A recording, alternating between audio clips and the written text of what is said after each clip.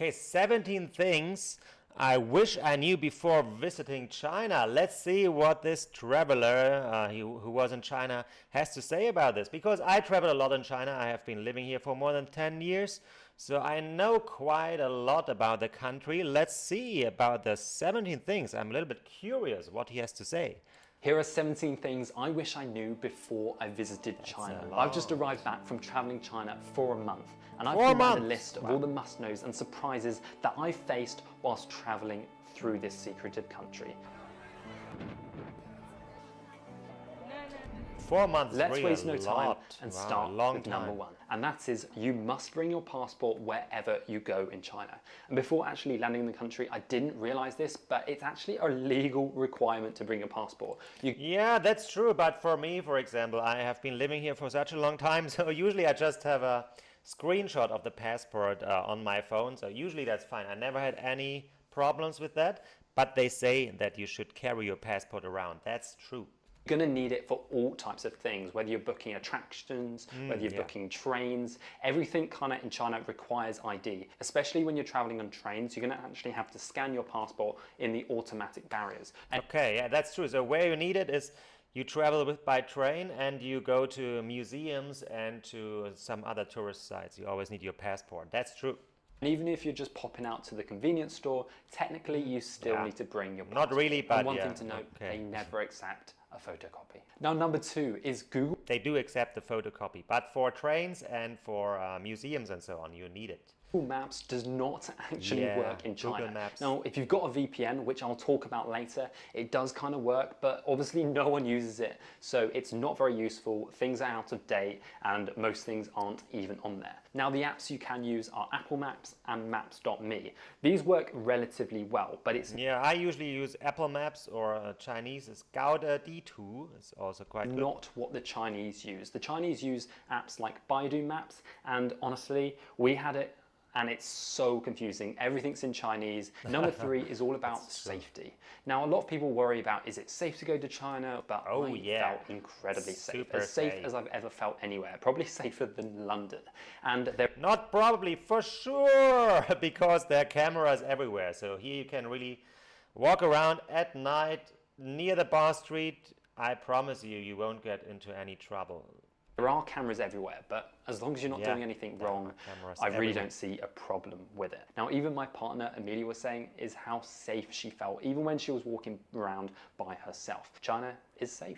Fourth on the list is make sure you have travel insurance when you're going to China or wherever you may be going in the world. For over 2 years now, I've been using SafetyWing as my travel insurance provider whilst I go abroad, and they are the partners of today's video. Whether we were camping on the Great Wall of China or hiking in the mountains of Zhangjiajie, we were comforted knowing that if anything went wrong, we would be covered with SafetyWing. Under SafetyWing policy, you get covered for many different things whilst you are traveling. And one of the great benefits, which I love as a digital nomad, is your flights home are actually covered if something bad happens, such as a family member passing away. Obviously, touch wood, nothing like this ever happens, but as a nomad myself, I know this is a potential unexpected cost I can just avoid by being covered with SafetyWing. As you probably know, I spend a long time abroad, away from home. And every 2 or 3 times a year, I love to go home and see my family, see my friends, and just catch up. And with SafetyWing, you're actually covered for trips home whilst you're in your home country for up to 30 days or 15 days as a US citizen for every 90 days which you travel abroad. And obviously, SafetyWing covers you for medical expenses, such as getting sick or injured. And that's why I highly recommend clicking the top link in the description to get yourself covered on your next trip. Yeah, even I still have an insurance, foreign insurance, because I also have the Chinese insurance.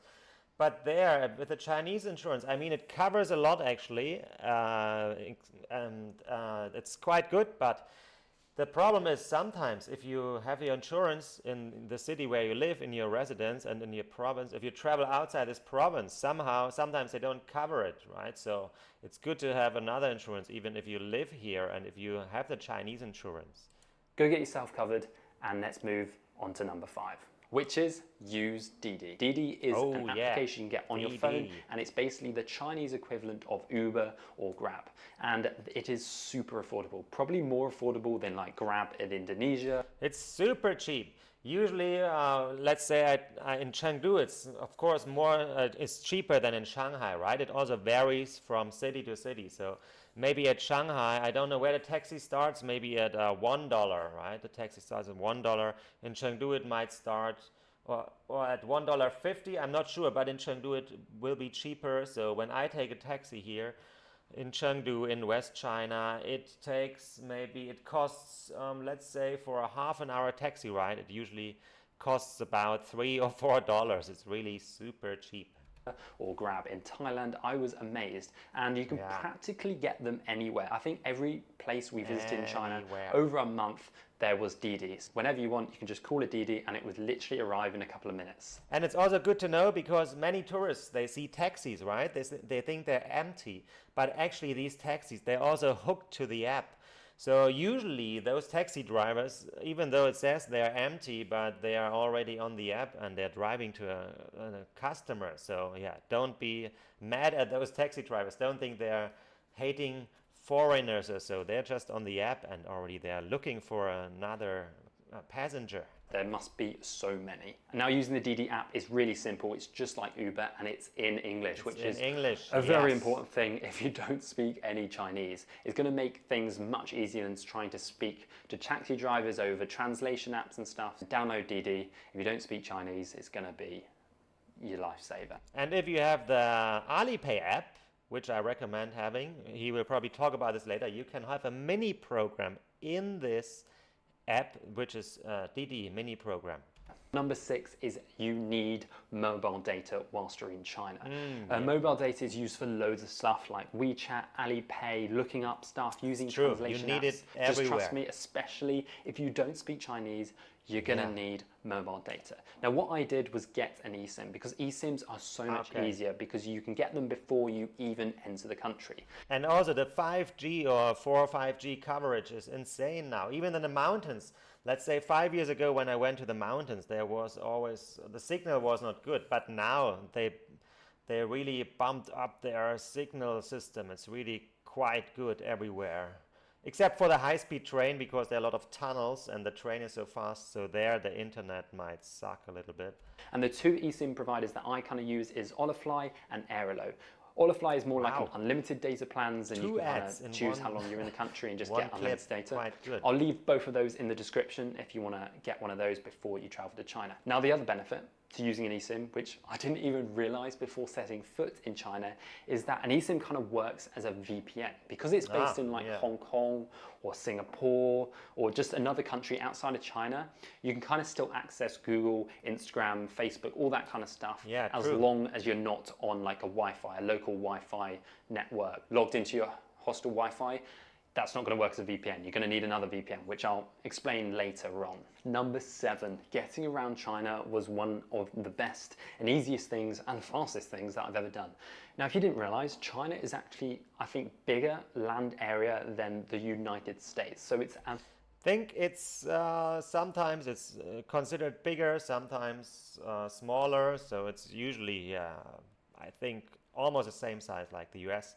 Huge. It's a massive country, and the great thing about China is they have the high-speed, super fast trains, and this means getting around the whole country is super fast, super easy, and fairly affordable compared to Yeah, the network is crazy. Yeah, but be aware when there are any holidays upcoming, then you should buy your ticket really a week or 2 weeks in advance, because during holiday time people go crazy in China and they travel everywhere, so the tickets will be sold out maybe a week at least in advance. Flights. The great thing about using the trains rather than flights is you can just turn up 30 minutes beforehand, jump on a high-speed train, and you'll be supersonic sped to your next destination. All the trains seem very modern. Like, we were really impressed with the trains, even like more modern than the ones in Japan because they've been built more recently. Yeah, and the network connecting all the high-speed trains around China is actually the largest in the world by a country mile. So wherever you want to go,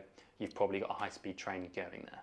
We booked all our high-speed trains on trip.com, and I'll leave a link to that in the description. I know there's a lot of links, but trust me, you're going to need these links all in the description, which I'll lay out because it's just going to help you book and plan your trip. Yeah, I also saw like how many kilometers China have, like for the network. It was really insane. They have like, I don't know how much it was.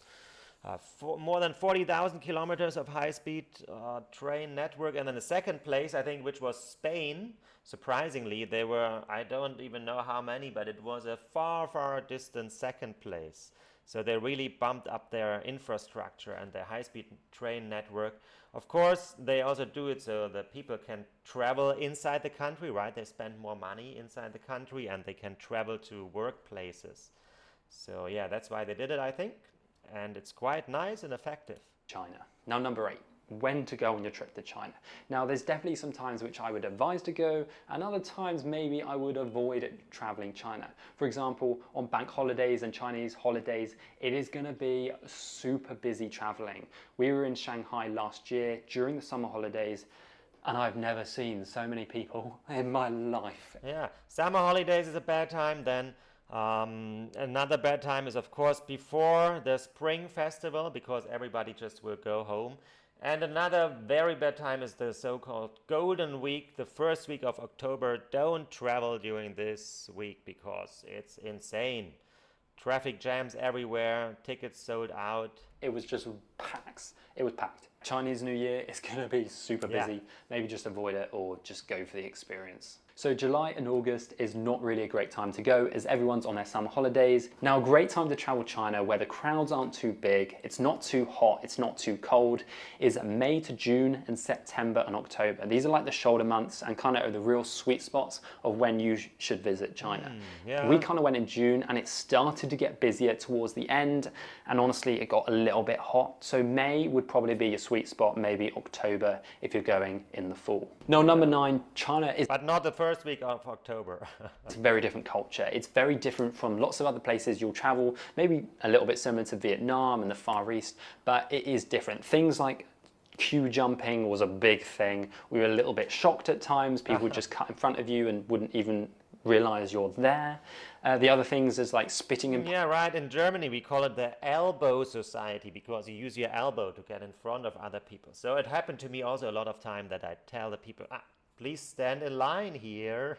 Public is a very common thing. We were very shocked walking through cities. People are spitting everywhere. I think it's just something to do with the Chinese medicine and clearing your throat or whatever, but it was a little bit of a shock. And it's just like, okay, wasn't expecting that, but... I don't think it has to do anything with the medicine. It's just part of their culture. Like we use a tissue to blow our nose, right? They think that is disgusting.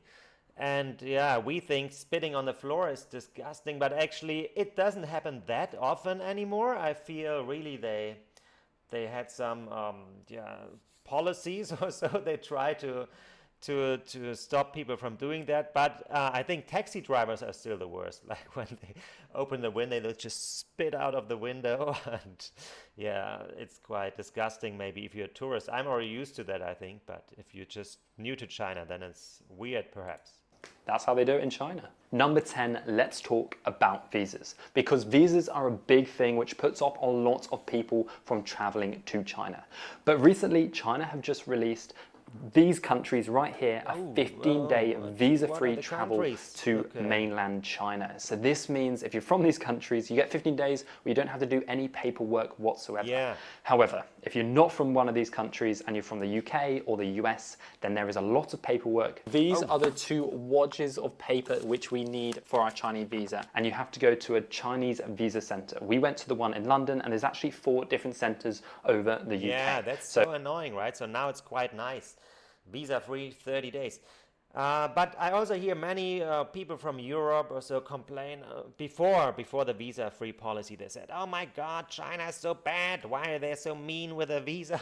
But actually they don't realize that we also give very hard conditions for them up till until today. So when Chinese want to visit to Europe, when they want to visit Europe, they have to do a lot of paperwork and they have to pay quite something. And they also have to show their bank income statement and stuff like this. So we are also not very nice to them. So it's quite nice that they're doing this visa-free thing. Luckily, you don't just have to travel to the capital city. We applied for a 30-day tourist visa and they actually came back and gave us a 2-year multi-entry visa for up to 90 days. So maybe they're just being really lenient with visas at the moment, but just go for the 30-day visa and see what you get. Yes, the visa process is long and tiring and you have to book. But it's not a 30-day visa now, it's 30 days visa free. So it's not a visa, it's visa free. All your hotels in advance, book your return ticket, but trust me, it's gonna be worth it. Your trip to China will be incredible. Now pause there for one moment. We are just over the halfway mark, and if this video has provided you any value at all, if you've learned anything, then please go down and hit the subscribe button. It helps us to keep on traveling, giving you this vital information to help you travel China or other countries in the world. So please go hit it, and let's move on. Now, number 11 is about the subway systems. And the subway systems are in lots of major cities in China. And they're very similar to subway systems in Europe or Singapore or US or wherever you are from. So it's going to be very simple to use. And the great thing is they are in English. So the signs are in English and the announcements are also in English. So you don't speak Chinese, you're going to be fine.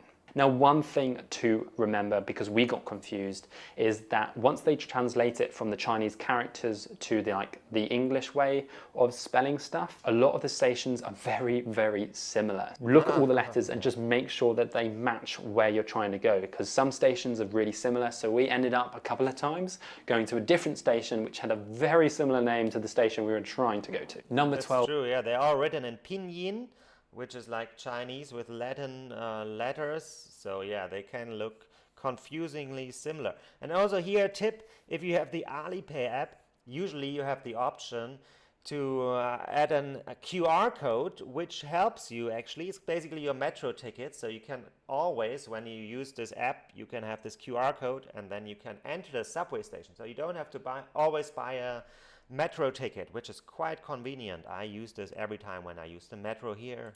Is about the food. So in China, they kind of did it a little bit different in some restaurants, and you'd order food for like the table or your group that you were in. You put it in the middle and then you kind of share, and you can try like little different bits. We didn't realize that at first, but we kind of got to the gist and was kind of seeing what other people were doing. Just try loads of food whilst you're in China, because we were impressed at how good the food was. And it was also super affordable too, especially once we get to the south. Outside of Beijing and Shanghai, the big cities, stuff, especially food, gets cheaper. Surprisingly, they actually have loads of McDonald's, loads of Starbucks, loads of KFCs everywhere in China. There's probably more of those chains than I've seen anywhere else in the world. Of course, although be aware that if you go to these small local restaurants, maybe the food sometimes is very delicious, but of course for our Western European stomach, maybe it's not so good. So be aware of this, right? Just don't try to eat every street food you can find. Especially in the touristic places, it's sometimes maybe not that clean. It might taste very good, but it's sometimes not clean. Really been to the US much, so maybe they've got more there, probably. Number 13 is get a good... And also, when you go to McDonald's or KFC, they are tailored to the Chinese market as well. So they have crazy dishes, like KFC has this Beijing duck chicken roll, or they have porridge for breakfast, something like this, or spicy chicken burger. Good translation app, because you're going to need this all of the time if you don't speak much Chinese or don't speak any Chinese whatsoever, just like us. You're going to be translating all things like screenshots on applications, taking photos of menus, just talking to people to buy a bottle of water. If you don't speak any Chinese, please don't let this put you off traveling China, because it's easy to get around and the Chinese are very nimble and quick to use the translation apps, even on their phones, to help. They're actually quite friendly to tourists. I guess maybe also they are asked to be friendly, like kind of brainwashed to be friendly. I don't know. But yeah, especially if you travel in the West and in the Southwest, yeah, many people don't really speak English, but they're still very friendly. If you travel in Shanghai, actually, it's really easy to get around, or Hong Kong. Yeah, Beijing is already a little bit more difficult. You out. Number 14, let's talk about VPNs. Now, if you want to access things like Google or Instagram, Facebook, any social media, or even just general websites, it's actually quite annoying sometimes, because if I'm living here in China, so if I want to access the foreign websites or the Western websites or social media app, I always apps, I always have to turn on my VPN and then turn it off again, and so on, so on. It's going to be practically impossible in China because they are banned. However, using a VPN is how you bypass this, and you can still access these networks. But the thing you need to remember is you need to get a VPN before you enter China. Otherwise, the likelihood of getting a VPN is going to be very difficult because obviously VPNs are banned in China as well. I've been using Surfshark for a few years and they're always my go-to VPN partner. However, I've heard things that Astral is like the best VPN to use. Yeah, that's the shit in China. That's maybe the biggest VPN. But also be aware that sometimes when there's a big conference or so in Beijing, then they might stop the VPN from working smoothly. I always use Let's VPN. That's quite good. Some VPNs really don't work in China. They work everywhere in the world, but they don't work in China. Yeah, Astral is quite okay. It's quite good whilst you're in China. It is a lot more expensive than Surfshark, but if you're just going to China for a month, maybe just get a 1 month pass. I'll leave a link to it in the description. One thing to remember is China are always trying to block these different IP addresses from abroad to stop people accessing Google and all these networks. But what you can do is just change your IP address, change the country, your virtual country which you are located in. For example, change your location from London to New York, and hopefully that will be able to bypass the Great Firewall. I always use the same location. It's actually okay. It's working. Of China. I always use Hong Kong. Hong Kong is quite smooth because it's kind of like a Chinese, right? But they have this two-state politics for the next still 20 years or so. So basically you can access Google in Hong Kong, but not in the mainland China. Number 15 is something we didn't actually face, but other people were telling us about this. If you're staying in an apartment or a small hotel or guest house and they're not used to taking international tourists, then you actually have to register with the local police. Normally the hotel or hostel will do this for you, but in some small cases, you're going to have to register it yourself. So they are also on the traveling apps. If you use Ctrip, the Chinese traveling app, actually you have an option where you can decide where to stay in a hotel that is foreigner friendly. So there they already take you as a guest, and they will write down your name and so on. So probably you can do this. But yeah, otherwise they ask you actually to always go to the police station, register within, I think, 48 hours or so. And I think you just have to go to the police station. But what my recommendation is book international hostels, book international hotels, and you won't have to do this, and it'll just save you a lot of time. Number 16 is how to pay in China, because it's very different from other countries. They don't really use international debit and credit cards, and they actually use QR payments with WeChat and Alipay. These are the two most common ways of paying. I would highly recommend setting up WeChat and Alipay before you set foot in China, because sometimes you have to verify it with your phone number, and you might not be able to access the verification code with your number when you're in China. So just get it set up before you start your trip. Yeah, and it's super easy now to connect it to your foreign bank account. I always feel Alipay is more useful. There are more mini programs in the app, and you can really use it everywhere. But the best is to have both Alipay and WeChat, because you can really use it everywhere, these two apps. Twice our Alipay and WeChat would not go through, and for some reason it would not work. So we always made sure we had some backup cash. Cash isn't that common, but most places still accept cash. You just have to ask them, can I pay in cash, or just show them cash. Because you're using QR payments, which uses your phone, you're going to need to make sure your phone is always charged. And there's lots of power banks which you can... Yeah, there are power banks everywhere. I just want to say that. So if you have Alipay, you can just scan the code, and I think it costs like 3 yuan per hour now. You can use throughout the cities and lots of different locations, but also just make sure you've got a power bank on you so you can always charge it up so you can pay for stuff. And finally, we are on to the final one, and this is all about booking stuff, booking attractions, booking tickets, booking trains, flights, hotels, all that kind of stuff. Now, the best platform to use whilst you're in China is going to be Trip.com. They are a Chinese-based company, so they have access to all the high-speed trains. Is it another word for Ctrip? C and trip? Maybe it's the same. I'm not sure. Trip.com, okay. Saves you having to navigate Chinese websites to book things like trains. Also, Trip.com have far more hotels on their website than places like Booking.com. But in all honesty, we use Booking.com quite a bit, and there are still some really good options on there. Now, one of the problems we had was booking stuff on WeChat channels. Now, the problem with this is a lot of the stuff is in Chinese, and if you want to go to the famous things like the Forbidden City, then booking it on WeChat channels can be quite complicated, and your best bet is to ask a Chinese person to help you book it. The other thing is you have to book these things in advance because they do sell out, especially the Forbidden City. Booking stuff on Trip.com can be slightly more expensive than using it in person or using the Chinese websites, but if you only speak English, it's the only real way to book stuff. And also Ctrip. So Ctrip is, I just checked, yeah, it's a great app. And it's also in English, and you can book like all the flight tickets and hotels. And I think it's might be cheaper than Trip.com. You can check it out. And that's it, 17 things which I wish I knew before I visited China.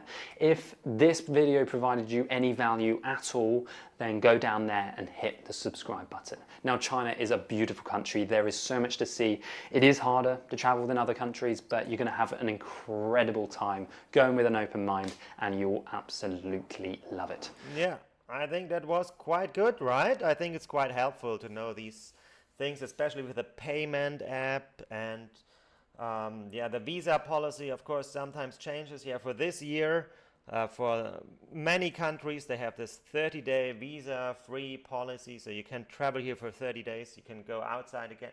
Then you can come back again. So that's quite nice. I hope they won't change it in the future.